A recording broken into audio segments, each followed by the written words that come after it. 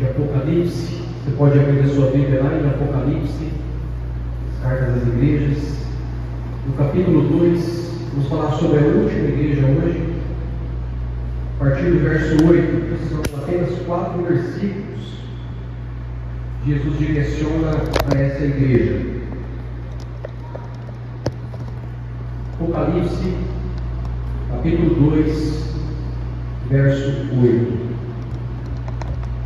Diz o texto sagrado: escreve ao anjo da igreja em Esmirna, isto é o que diz o primeiro e o último, aquele que foi morto e reviveu.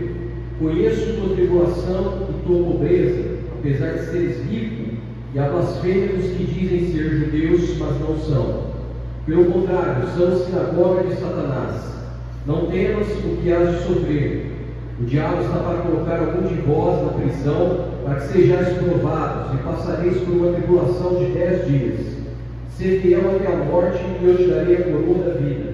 Quem tem ouvidos, ouça o que o Espírito diz às igrejas. O vencedor, de modo algum, sofrerá a segunda morte. Pai, nós te agradecemos pela tua palavra, pedimos a tua graça sobre nós essa manhã, revelação sobre o nosso coração, entendimento do seu propósito para nós como igreja, Senhor.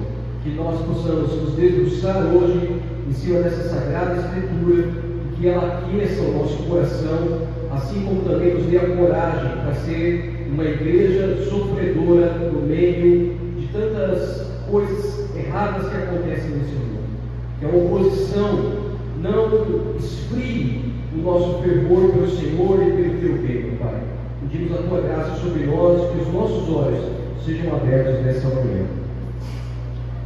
Irmãos, vamos finalizar então hoje o estudo que nós fizemos aí durante 7 semanas. 7 semanas debaixo do salmo. 7 semanas falando sobre as igrejas do Apocalipse, como isso reverbera na nossa vida prática como igreja. A gente falou sobre todas, não seguimos a ordem que está apontada ali na Escritura, mas fomos pegando ali os assuntos semelhantes e trabalhando cada conceito do que o Senhor queria sobre aquelas igrejas e como se isso aplica a nós. E hoje nós temos finalizado essa igreja de Esmirna. Os menores versos estão para essa igreja. A igreja de Esmirna, no contexto histórico e no qual se encontra aqui nas palavras de Jesus também, é uma igreja que está passando por um período de perseguição ferrenha por causa da sua fidelidade. Esmirna, a cidade de Esmirna era uma cidade, naquele contexto bíblico, muito rica, tinha muita prosperidade nessa cidade, mas ao mesmo tempo que a prosperidade era abundante nessa cidade, essa cidade era muito fiel a Roma, era muito leal a Roma. E é interessante a gente entender esse contexto, porque é justamente o aspecto da fidelidade que Jesus elogia a igreja de Esmirna. Então veja, a cidade ela tinha um aspecto de fidelidade a Roma, ela era muito leal a Roma. Porém, a igreja, Jesus incentiva ela a ser fiel ao Senhor. Interessante esse contexto, porque Jesus pega o contexto dele para ensinar a igreja. Então essa cidade ela era fervorosa na sua adoração ao imperador, semelhante ao que aconteceu na Babilônia, onde se levantavam estátuas dos reis e os súditos daqueles reinos deveriam se prostrar diante desses reis e o adorar. A gente conhece a história, Sadraque, Mesaque e Abednego, na época de Daniel, esses homens que recusaram-se a adorar perante a estátua do rei e foram jogados na fornalha. Então, Esmirna está num contexto muito parecido com isso, porque além da sua fidelidade, ela prestava cultos de adoração ao imperador. E por isso que os cristãos aqui, nesta cidade, eles estão sofrendo perseguição a um contexto que Jesus coloca aqui, de um contexto de tribulação e inclusive de morte. Para você ter uma ideia, um dos bispos mais conhecidos, que é o bispo de Policarpo, na história da igreja, era o bispo dessa igreja. E esse bispo, ele foi morto justamente por causa dessa perseguição, por se recusar a adorar o imperador e por ser leal a Roma. Ele foi queimado vivo nessa cidade. Então a gente tem aqui uma igreja sofredora, uma igreja que é perseguida, uma igreja que é pobre, porque por não ser fiel a Roma, ela sofria retaliações econômicas. É uma igreja que é caluniada, é uma igreja que os seus membros, por se recusarem à adoração, acabam enfrentando prisões e inclusive a própria morte. Mas, diante de tudo isso, é uma igreja que Cristo vai elogiar pela sua fidelidade. O teólogo Warren Wiersbe, ele diz que a palavra Esmirna, ela vem da palavra mirra. Mirra foi um dos ungüentos que Jesus foi presenteado no seu nascimento. Era uma erva amarga que, por sua vez, simbolizava a morte. Então, Esmirna está dentro desse contexto. O nome da cidade é um nome bem apropriado, porque a igreja está enfrentando essa morte, ela está enfrentando esse amargor por causa da sua fidelidade a Cristo e não ao governo. Então nós temos uma igreja que, ao contrário do que se anuncia hoje, Cristo vem para essa igreja e não oferece alívio imediato. Não, pelo contrário, ele alerta essa igreja que ela vai sofrer ainda mais perseguição, vai ser colocada num episódio de tribulação, mas pela sua fidelidade receberá a recompensa eterna. Então, o tema central dessa carta, em apenas 4 versos, é enfrentar a perseguição por causa da fidelidade, sem cair numa covardia espiritual. Então, como base da nossa fé reformada, da nossa teologia reformada, que a gente acredita aqui, ao contrário do que diz a teologia da prosperidade, nós entendemos que Deus usa o sofrimento para santificar o seu povo. Então nós, como cristãos, nós não devemos temer o sofrimento. Pelo contrário, nós devemos abraçar esse sofrimento com o entendimento de que o sofrimento vem para nos purificar, vem para tratar o nosso coração e que no sofrimento Cristo é exaltado nas nossas vidas. Então Deus usa o sofrimento para exaltar a Cristo. Então nós temos muitos exemplos disso no próprio contexto bíblico. A gente vai olhar para a vida de Jó, por exemplo.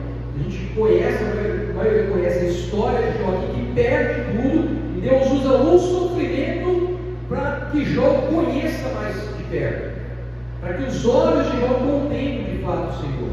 A gente olha para a história de todos os apóstolos, e todos os apóstolos passam por sofrimento. A gente olha para a história da igreja, e a gente vai ver que em todos os contextos, em todas as eras, em todos os séculos, irmãos fiéis ao Evangelho vão sofrer.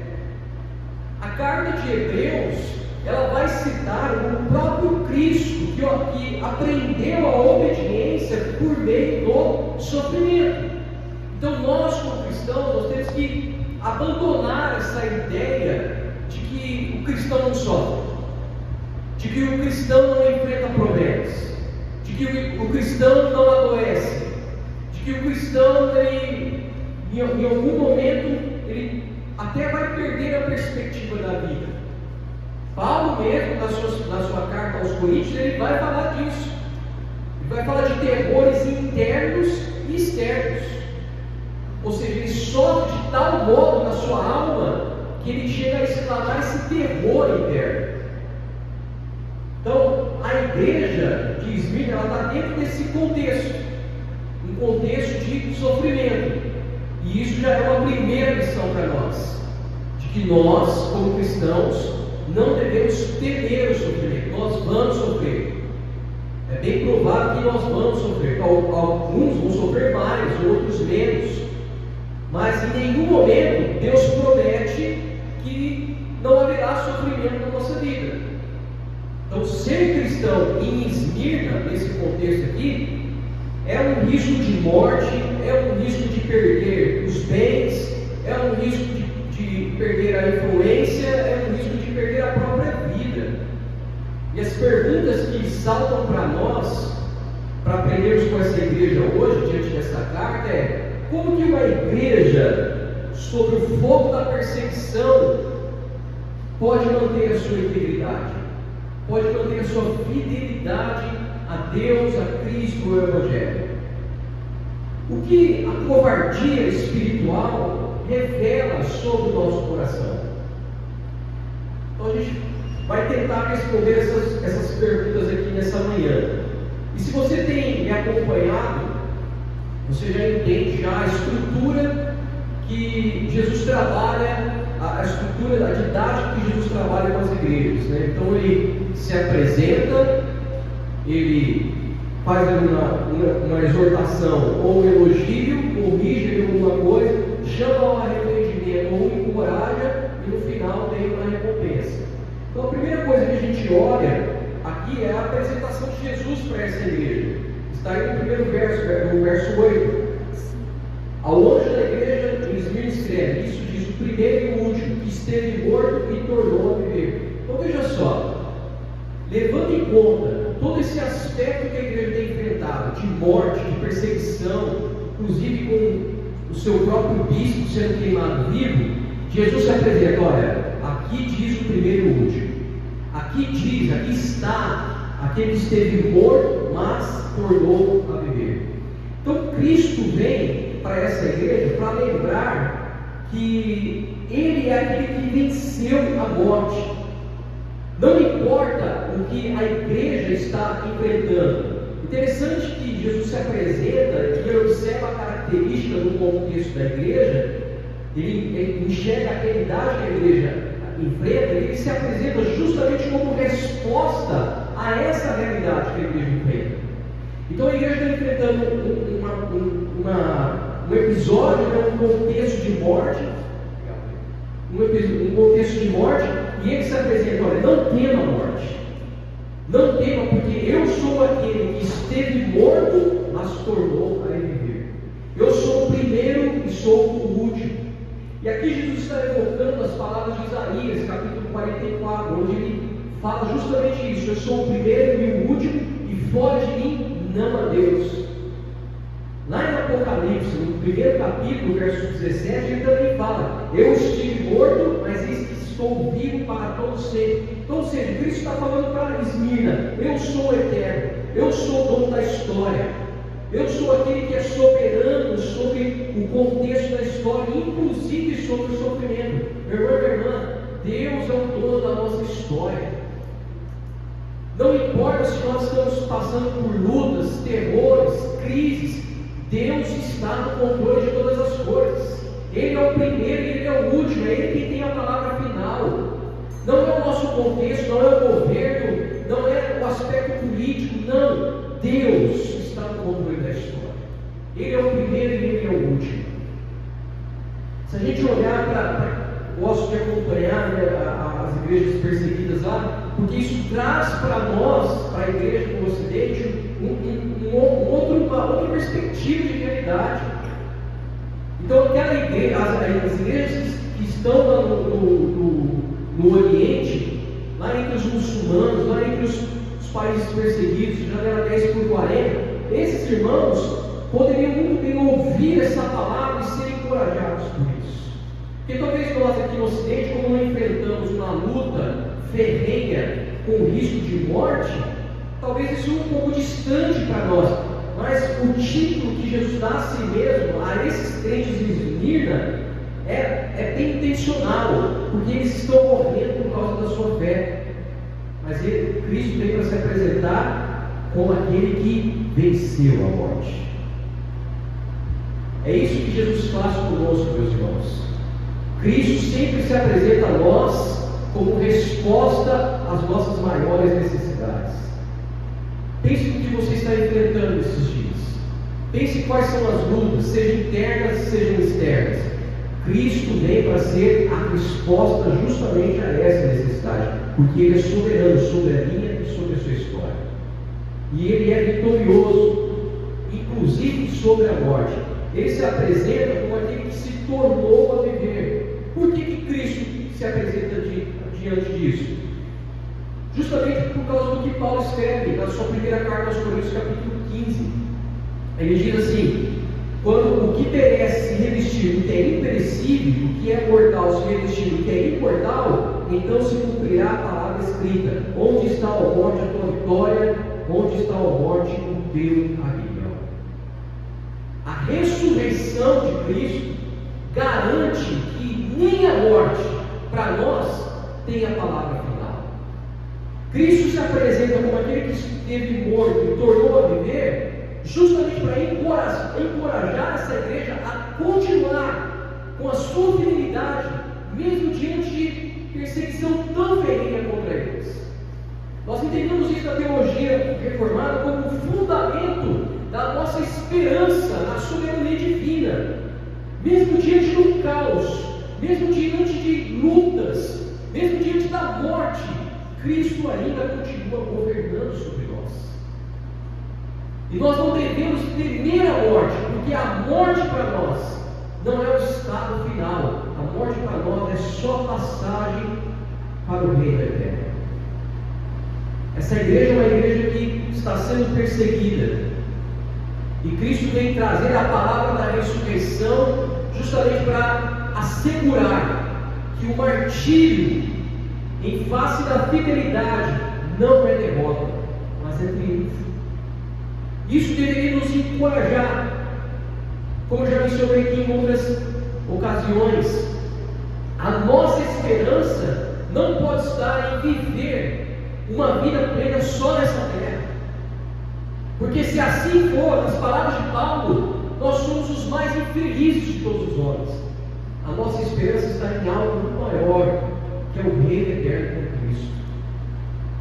Se a salvação não é um motivo de motivação, não é uma razão da nossa maior motivação, nada mais será. Então nós aprendemos com essa igreja, nesse primeiro verso, que o sofrimento é só um prenúncio da glória de Cristo. O sofrimento é só a passagem, é a cruz que vai preceder a coroa. Por isso que lá em Salmo e em Romanos também, Paulo vai dizer: por amor de ti somos entregues à morte o dia todo. O nosso consolo na perseguição, o nosso consolo na dor, o nosso consolo no sofrimento, o nosso consolo na crise ou qualquer circunstância contrária, não é e nunca foi a fuga, nem a prosperidade, nada. É apenas uma coisa: Cristo ressurreto que reina soberano. Essa deve ser o fundamento da nossa alegria, como já preguei em outra ocasião. E a fidelidade, meus irmãos, até a morte só é possível se nós tivermos a perspectiva da ressurreição. Eu temo que, quando o anticristo se levantar, muitos se apostatarão da fé, como diz o texto bíblico, como diz a profecia bíblica. Porque o fundamento da teologia de alguns irmãos é o bem-estar nessa terra, não é a glória. Alguns de nós nos desesperamos diante de coisas tão pequenas, justamente porque nós não confiamos naquele que venceu a morte por nós. Parece que é algo distante de nós, mas não há outra forma de viver a vida cristã, de ser fiel, inclusive diante da morte, se nós não tivermos essa visão do reino e da morte, do triunfo de Cristo sobre a morte. Se a base de fé não for a ressurreição de Cristo, nós somos os mais miseráveis de todos os homens desta terra. Agora, o contrário também é verdadeiro. Se nós tivermos uma perspectiva mais elevada da vida, ao ponto de ter os nossos olhos na eternidade, as lutas são apenas momentos em que Deus está purificando o nosso coração. E é exatamente isso que Cristo fala para essa igreja. Ele cita para os colocar à prova. Ele vai falar da tribulação, ele vai falar da perseguição, e ele vai dar a razão disso, para ser exposto à prova. Então esses irmãos aqui de Esmirna, eles estavam prestes a serem entregues, assim como Jó, nas mãos do diabo, para serem levados à boca de teste, para Deus testar a fidelidade desses irmãos. E a gente não precisa temer isso, porque o texto bíblico vai dizer que Deus é tão fiel que não permite que a gente seja tentado além das nossas forças. Então, no teste, na prova, na tribulação, e até mesmo quando Ele nos entrega, quando Ele solta a coleira de Satanás sobre nós, Deus está conosco, nos supervisionando, nos dando alicerce, nos dando força, nos dando coragem para trabalhar justamente a nossa perspectiva do reino e trabalhar no nosso coração. E nós temos inúmeras evidências bíblicas sobre isso, para entender que Deus permite às vezes provas em nossa vida para nos aprofundar na fé. E infelizmente a fé de muitos irmãos nesses dias tem prazo de validade. É até o primeiro problema, é até a primeira crise, no casamento, no trabalho, na alma, existe um prazo de validade. Eu compreendi isso quando nós saímos lá da igreja, do que nós éramos. Perdemos tudo, perdemos amigos, perdemos pessoas, irmãos em Cristo, perdemos a perspectiva de ministério. E uma das coisas que Deus trabalhou muito no nosso coração foi isso. Onde estava o nosso coração? Não sobrou nada. Perguntava para Deus. E eu percebi do Espírito Santo. Sobrou Deus. Sobrou Deus. Deus às vezes permite que a gente passe por crises justamente para trabalhar, para aprofundar, para enraizar o nosso coração nele, para que Ele seja glorificado. E aí a gente vai para o segundo ponto dessa igreja, onde Cristo fala para essa igreja: eu conheço a tua tribulação, eu conheço a tua pobreza, eu sei que situação você está passando, eu conheço o que está se passando na sua mente, as crises, eu conheço a tua pequenez, mas veja bem, Esmirna, tu és rico. É isso que o Senhor está falando para mim e para você nessa manhã. Você pode se enxergar como alguém pequeno, como alguém que está enfrentando luta, como alguém que está pobre de recurso, de fé, de tudo, de coragem. Mas Deus olha para nós essa manhã e diz: tu és rico. O contexto e a realidade dessa igreja, essa pobreza, está intimamente relacionada justamente à perseguição que ela enfrenta na cidade. Então esses irmãos de Esmirna eram perseguidos, marginalizados, economicamente excluídos, porque negavam a adoração ao imperador. Eles são considerados pobres, e essa pobreza pode ser tanto do aspecto econômico, inclusive, porque eram escravos, talvez, porque seus bens eram tomados com a perseguição. Quando eram perseguidos, eram saqueados e entregues à prisão. Então, esses irmãos, eles têm um contexto de pobreza, tanto de influência na sociedade, naquela cidade, como de recurso mesmo. Mas por que eles eram pobres? porque escolheram, pobres economicamente, porque escolheram não se corromper. Então é uma igreja que é uma igreja exprimida, acuada, sofrida. E quantos de nós, na nossa sociedade hoje, nos nossos dias hoje, quantos têm se perdido da sua riqueza? Quantos têm se corrompido para se adequar, para ganhar influência, para ganhar likes, para ganhar seguidores? Quantas igrejas não negociam, se corrompem para não sofrer, para não ser esmagada economicamente? Quantos? Essa igreja de Esmirna, ela é uma referência para nós. Ainda que a gente perca negócios, ainda que a gente perca riquezas, ainda que a gente perca grandes contratos, a nossa fidelidade deve ser o Evangelho a Cristo. Esses irmãos, embora sendo pobres em todos os aspectos, Cristo os chama de ricos, porque para a igreja de Esmirna, para Cristo, aliás, para Jesus, a riqueza de Esmirna não está na sua influência nem nos seus recursos econômicos, mas a riqueza de Esmirna está na sua fidelidade. Assim como em Filadélfia, nós falamos algumas semanas atrás.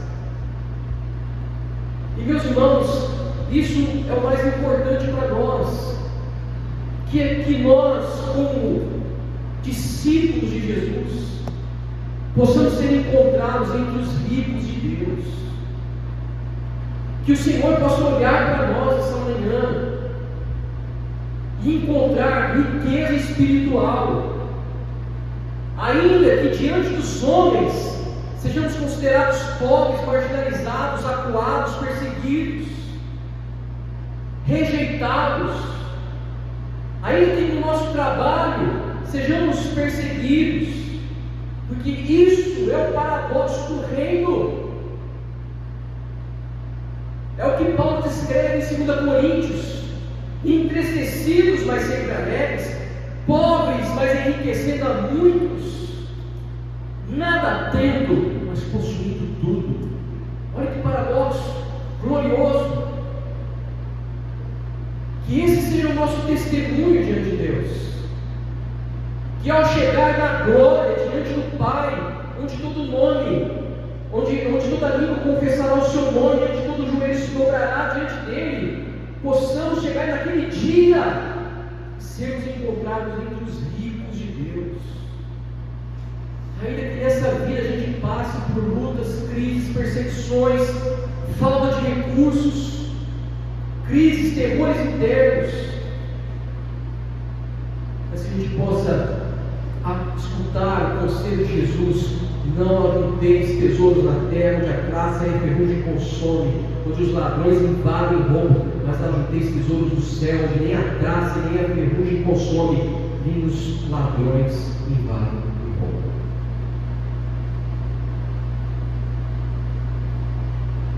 Sabe o que é interessante, meus irmãos? É que às vezes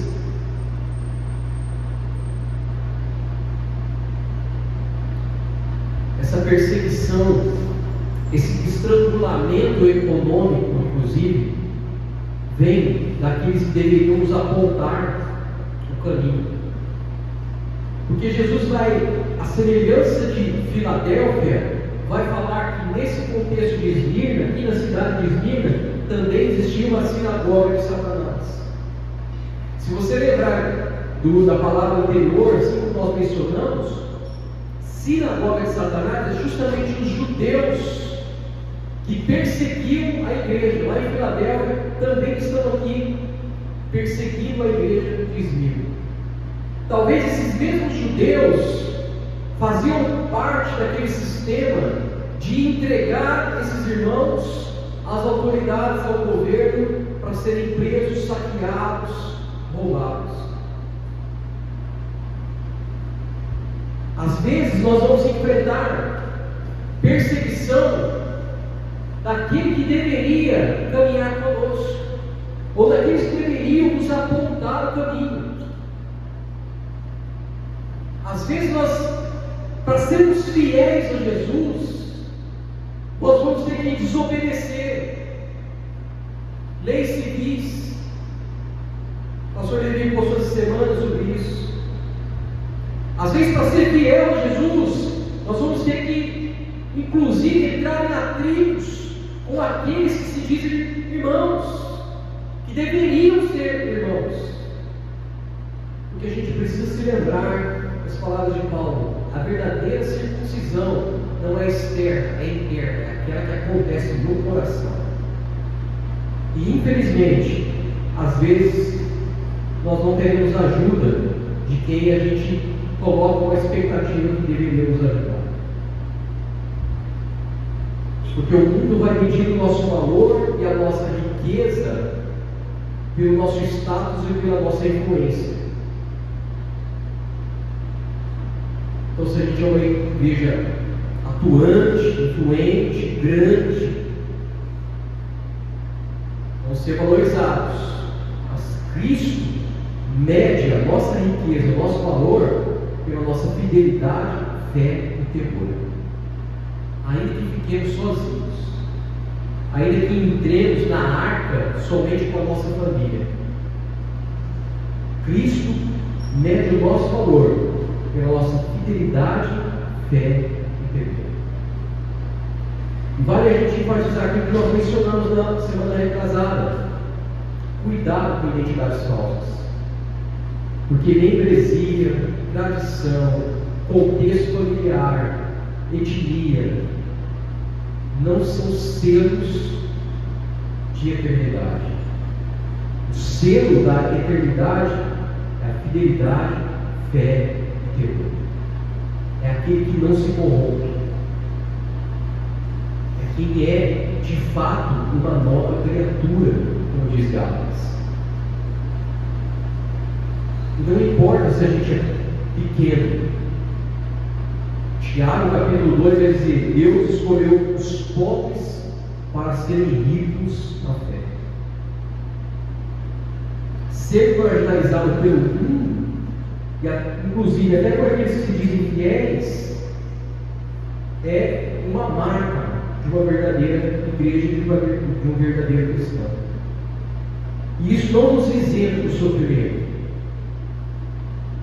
Mas a gente sabe que Deus está ali conosco no sofrimento. E aí o terceiro ponto é justamente o ponto central da carta, que é o sofrimento. Nada temos do que há de padecer, ser fiel até a morte e dar-te-ia a coroa da vida. Qual é o aspecto que nós podemos aprender com o que Jesus está dizendo nessa igreja? Que a perseguição, o sofrimento virá, mas ele tem data também de validade. A perseguição, ela é ao mesmo tempo que providencial para nos amadurecer, para testar o nosso coração, para purificar a nossa visão da eternidade, mas ela também é limitada. O apóstolo Paulo vai escrever ao seu discípulo Timóteo o seguinte, 2 Timóteo capítulo 3, verso 12: a vós foi dado o privilégio, não apenas de crer em Cristo, mas também de sofrer por Ele. Então, sofrer na perspectiva cristã é privilégio. Oxalá se a gente tivesse a teologia do sofrimento. A gente só tem a teologia da prosperidade. Também não é você ficar dando uma São Francisco, não, né? Fazer voto de pobreza. Não é isso que a gente ensina também, não. É o equilíbrio. Então, nós não falamos da prosperidade como um sinal da bênção de Deus, mas também não negamos o sofrimento como uma providência divina de testar e nos amadurecer em Cristo. Então, a Bíblia vai dizer que para nós, Paulo vai dizer que não nos foi dado apenas o privilégio de crer, mas também de sofrer. Em outro texto bíblico vai dizer que todo aquele que quer viver piedosamente em Cristo será perseguido. Diedrich Bonhoeffer, né? Não sei se é assim que pronuncia o nome, mas é um pastor alemão. Ele foi enforcado nos campos de concentração de Flossenburg, na Alemanha, lá em 9 de abril de 1945. E ao escrever sobre o sofrimento, ele vai dizer que o verdadeiro sinal de um cristão é o sofrimento. E quando nós estamos aqui, muitos irmãos estão selando com o seu sangue a fidelidade a Cristo. E Bonhoeffer vai dizer que o verdadeiro sinal de um crente é o quanto ele está disposto a sofrer. Por quê? Porque a vida, a perspectiva dele, a visão dele não se limita a essa terra. E é somente com a consciência dessa forma, meus irmãos, de que Cristo é o primeiro, o último, de que Cristo venceu a morte, apenas uma visão desromantizada da vida é que nos leva a ser fiéis. A vida com Cristo não é programada. A vida com Cristo não é planejada. Faça planos, programe, mas esteja preparado para quando o sofrimento bater na sua porta. Porque viver com Cristo é viver em uma tensão entre a paz que excede todo entendimento e a angústia da tribulação. Mesmo que isso gere para nós risco de morte por causa da fé. Olha o que ele vai dizer aqui, Jesus: tereis tribulação de 10 dias. Então, como nós falamos, a tribulação, o sofrimento, esse contexto, Jesus nos mostra que ele tem um tempo limitado. E aponta lá para Daniel, capítulo 1, verso 12. Daniel, ele rejeitou as comidas babilônicas. Então ele fez uma proposta ao rei. Então o sofrimento dele aponta, o sofrimento da igreja aponta para um tempo limitado, para um tempo de purificação, para um tempo de transformação interna. Daniel foi assim. Daniel rejeita os manjares do mundo, passa por um tempo de jejum ali, e a Bíblia vai dizer que no final do seu jejum ele está mais corado, mais bonito, mais forte do que os outros. Então a tribulação, a perseguição, o sofrimento serve para isso, para nos deixar mais firmes, mais fortes, mais fortalecidos, mais alicerçados em Cristo. O sofrimento está sob o controle divino. Paulo vai escrever aos Coríntios: não veio sobre vós tentação senão humana, mas fiel é Deus que não vos deixará tentar acima do que podeis. Antes sua tentação dará também o escape para que possais suportar. E é por isso que Cristo vai dizer aqui para a igreja: não temas. E não temas é o comando mais repetido em toda a Escritura. Justamente porque o cristão, para o cristão, a perseguição é real. O sofrimento faz parte da vida do crente. Lembro de um jovem, muitos anos atrás, um parente que vai fazer uns 20 anos mais ou menos, converteu. E assim que ele converteu, ele era um jovem muito popular, assim, tinha muitas coisas, tinha muito recurso financeiro. E aí, depois de um tempo de conversão, ele chegou em mim e falou: ô João, é o seguinte, depois que eu vim para a igreja, tudo na minha vida começou a dar errado. Perdi negócio, perdi carro, perdi moto, perdi relacionamento. Que bom, está no caminho certo então.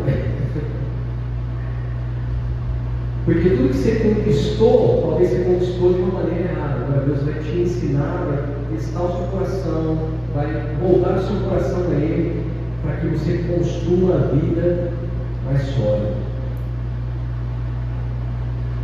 E é por isso que o comando mais repetido da Bíblia é não temas. Porque sofrimento, perseguição, luta, crise, ele é um aspecto da vida cristã que faz parte. Jesus, lá em Mateus capítulo 10, vai dizer: não temam aqueles que podem matar o corpo. Romanos 8,18 vai dizer que os sofrimentos no tempo presente não se comparam com a glória que vai ser revelada. Então, o sofrimento é uma preparação para a glória. O sofrimento não é o fim da esperança, é o começo dela. O que Cristo trabalha aqui com essa igreja é justamente combater talvez essa covardia diante do sofrimento, combater talvez a omissão, porque essa igreja está sendo perseguida por não se dobrar, por não adorar o imperador, e talvez para não sofrer essas retaliações, talvez se omite, não pregue a verdade, não pregue o evangelho, não seja tão fiel assim como nós vimos em outras igrejas, ou seja uma igreja morna como é a Laodiceia. Mas a omissão também é pecado. Lá em Apocalipse capítulo 21, já no finalzinho do livro de Apocalipse, capítulo 21, o Senhor vai dizer que os covardes não entrarão no reino. Então veja, em uma era onde a igreja agora tem até espaço VIP, nós precisamos estar preparados para o curso do discipulado. Porque o discipulado, seguir a Cristo, significa perda. E o Evangelho está recheado de exemplos assim. O Evangelho não amacia o nosso ego. O Evangelho não suaviza a vida cristã. Lá em Lucas, inclusive, Jesus vai dizer: olha, se você vai construir uma torre, faça cálculos. Faça cálculo para você não ser envergonhado. Porque você vai dizer: não tenho recurso. Porque o Evangelho exige de nós tudo. Tudo tem um custo. Ele vai exigir de nós custos das relações, custos financeiros, custos do ego. Para essa igreja, diz Mil, um custo até físico. Como igreja, a gente tem que estar preparado para sofrer com coragem, para não se omitir, para não buscar a segurança, mas pelo contrário, pular do precipício da perseguição. Porque nessa carta, Cristo faz essa referência: ser fiel até a morte. E isso aponta para a perseverança dos santos, uma das bases da teologia reformada. Segundo o Concílio de Dort, ela não é uma perseverança automática, mas é fruto da graça que está operando na nossa vida, firmando os nossos pés até que a obra de Cristo seja completada. Fazendo referência ao que Paulo escreve em Filipenses capítulo 1, tendo certo por isso mesmo, que aquele que em vós começou a boa obra, a aperfeiçoará até o dia de Jesus Cristo. E é com essa mensagem de coragem que Cristo encerra: quem tem ouvidos, ouça, o vencedor de nenhum modo sofrerá dano da segunda morte. Então lembra que a igreja está passando por uma perseguição que inclusive resulta em morte. Policarpo foi o bispo que morreu queimado vivo nessa igreja. E aí Cristo vem, o vencedor, de modo nenhum sofrerá o dano da segunda morte. Cada igreja que a gente estuda aqui, ela tem uma necessidade de um sopro do Espírito de Deus para aquela realidade que ela está vivendo. E a igreja de Esmirna esse sopro é uma palavra de encorajamento, que mesmo em face da morte, considere-se candidatos da vida, que não termina aqui. Mesmo sobre a tribulação, mesmo sobre a difamação, mesmo diante da pobreza, continuem fiéis. O encorajamento para essa igreja e para nós não olhe para a realidade do sofrimento. Foque seus olhos na recompensa. Olhe para a garantia de vitória sobre a segunda morte. Meus irmãos, 80, 90 anos, 70 anos, a expectativa do Brasil está em 76. Só mais um pouco, eu já estou chegando quase lá, só mais um pouco, e nós ouviremos o nosso Senhor: vinde, benditos do meu Pai, entre na posse do reino. E é só isso que nós precisamos. Ser fiel para ser chamado de volta para casa, para estar no lugar onde o próprio livro de Apocalipse vai dizer: não existe mais morte, não tem pranto, não tem luto, não tem dor. O Senhor enxugará dos seus olhos toda a lágrima.